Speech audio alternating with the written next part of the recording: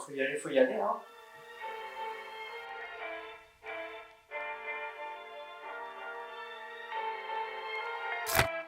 Bon, on va raconter une histoire aujourd'hui. Alors moi c'est Nevin, au moment où j'enregistre ça j'ai 28 ans et j'aime beaucoup la vidéo. Si bien que je travaille dans le domaine des effets visuels pour des films et séries. Enfin, pas en ce moment, mais vous le saurez après. Et c'est parti de là. J'avais 13 ou 14 ans, je voulais savoir comment on faisait un film avec des VFX dedans, et ça me paraissait impossible. Mais heureusement, Internet était là. Et sur YouTube, je voyais d'autres gens venus de nulle part qui s'amusaient à faire ça avec leurs petits moyens. Je me suis dit que moi aussi je peux le faire. Donc je bombarde des tutos, je prends la webcam, la caméra des parents. Je faisais ce que je peux avec ce que j'ai.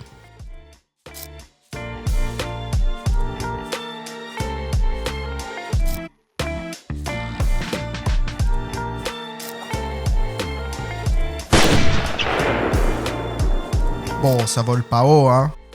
Mais j'adorais faire ça. Donc je lâche pas. Et la machine était lancée. Là, l'idée de gagner ma vie en faisant ça, ça surgit de plus en plus. Mais là, il y a un hic. Je vivais là. À La Réunion. Ça fait un peu cadre paradisiaque, mais malheureusement ici, il n'y avait pas de studio de VFX. Enfin, à ma connaissance en tout cas. Donc j'ai dû prendre une décision drastique. À 20 ans, je prends mes clics et mes claques, direction la belle province. 3 ans d'études plus tard, je décroche un taf chez Rodeo FX, puis Folks et Outpost. J'ai le pied dans le domaine, j'y crois pas. Donc pendant 4 ans, j'ai bossé sur une vingtaine de projets différents. Netflix, Prime, Apple TV, Disney, Marvel, tout y passe. Et ça roulait bien. Enfin, jusqu'à ce moment-là. On Thursday, the SAG-AFTRA Actors Union voted to go on strike for the first time since 1980, effectively shutting down Hollywood's scripted movie and television industry. En avril 2023, la WGA entre en grève, suivie de la SAG-AFTRA face à la MPTP. Dans le but de renouveler leur contrat avec une meilleure redistribution des revenus générés par les plateformes de streaming, de meilleures conditions de travail et une protection pour l'intelligence artificielle. De notre côté, ça a complètement stoppé la machine. Plus que le Covid encore. Plus de projets qui rentrent, des licenciements qui se profilent, mais les raisons de leur grève étaient louables en soi. Je comprenais pourquoi ils se battaient. Finalement, la grève s'est terminée après plus de 6 mois. Les acteurs et scénaristes ont eu gain de cause. Ça y est, ça va tout relancer. Let's go. Sauf que non. Ça repart pas. Du moins, pas comme on l'imaginait. Forcément, tu combines ça, la récession qu'on se tape, la surcharge de contenu, la publicité anti-CGI mensongère de certains réals pour se donner une crédibilité, et les producteurs qui en deviennent fébriles. Ça donne un crash massif pour l'industrie. D'ailleurs, les réals anti-CGI, on vous voit quand pour les Oscars des meilleurs VFX, vous sortez tous les VFX breakdowns de vos films pour grappiller des prix. Et du coup, il y en a le CGI ou pas? I think you feel when it's fake, when it's AI, you know it's somehow artificial. All of this is real shooting. We shot this in Malta, which I've been there. Malta, in a funny kind of way, is an architectural gem. So real. So real. I think you feel when it's fake, you know it's somehow artificial. All of this is real.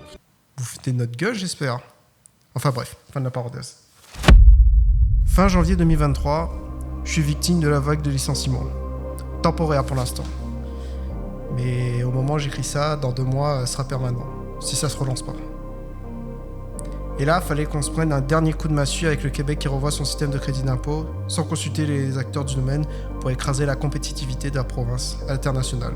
On trouve incroyable de baisser le crédit d'impôt de 25 à 28 pour nos clients. C'est nos clients qui reçoivent les crédits d'impôt. C'est drastique, c'est rapide, Puis ça fait mal au Québec. Vous restez concurrentiel tout de même ou vous sentez à ce point la pression? Ça, c'est frites. Écoute, j'ai des équipes de développement d'affaires en Californie puis qui rencontrent des grands studios. Certains de nos clients nous ont déjà dit on ne considère plus le Québec. Pas seulement pour les effets, mais pour la production, pour d'autres choses. À ce moment-là, je me dis qu'il va bien falloir que je fasse quelque chose. Là, je gère sans rien faire. C'est la première fois que ça m'arrive et ça me fait peur. Et je sais que si je me laisse envahir par la peur, la flemme, la culpabilité et tout le reste, je vais péter un câble. Puis je me rappelle ce qui m'anime le plus. En fait, faire de la vidéo, genre ça, je peux le faire tous les jours. Qu'il pleuve, qu'il neige, tout seul ou avec mes potes. Toujours avec le sourire. Et finalement, si c'était le moment idéal pour se lancer en solo dans cette aventure. Parce que bon, j'ai jamais arrêté d'apprendre, de pratiquer à côté du taf. Puis j'ai acquis de l'expérience pro, et là j'ai du temps. En vrai, ce serait cool, non? Moi, vidéaste pour moi. Moi seul aux commandes. Ouais, ça fait rêver, hein. Mais l'idée est aussi passionnante que terrifiante, cependant. Est-ce que je vais y arriver? Je sais pas. Peut-être que l'industrie va se relancer plus tard. En vrai, sûrement. Mais aussi, on n'en sait rien. Mais quels que soient mes doutes, faut vraiment pas que je laisse tout ça m'arrêter. Bon. Doute ou pas, on y va. Je vais lancer ma boîte de prod.